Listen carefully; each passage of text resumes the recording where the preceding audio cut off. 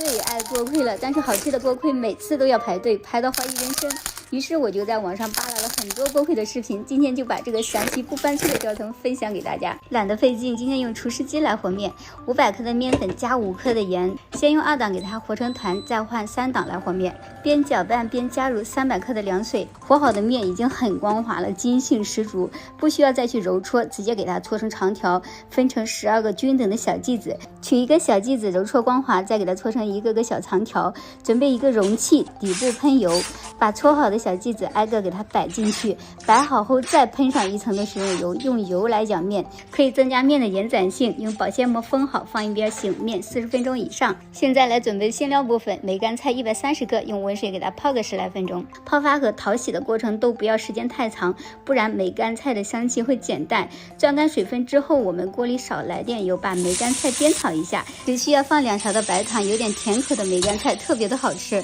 梅乾菜的水分稍微煸乾一些，然後給它倒在肉裡。肉餡呢盡量不要太瘦，建議你們用五花肉，多來點蔥花。調味就放了薑末、白胡椒粉、五香粉、生抽、老抽，然後2圈的香油。每家的梅乾菜鹹度是不太一樣的，如果覺得淡了可以再加點鹽，我是沒有加的，我覺得剛剛好。這邊呢我們再來準備一個油酥，50克的麵粉加1勺的椒鹽，再用50克的熱油潑一下，這樣就沒有生麵味兒。麵也醒好了，你看延展性特別好，不用擀面杖，直接用手給它按壓成一個牛舌狀，抹上油酥，再從上往下給它捲起來，捲到最下面的時候把麵皮給它壓扁，然後收口，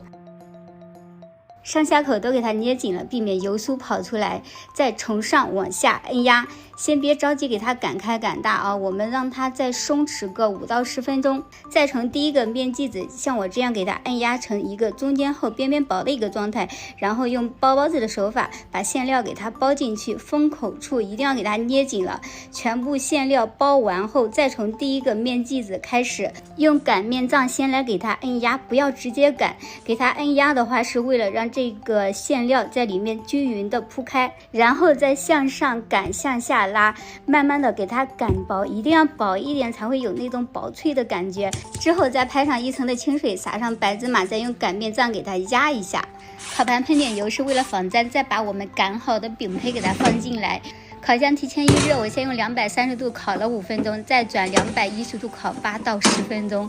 當然你也可以用平底鍋，像這些吃不完的呀，我都给它冷凍儲存，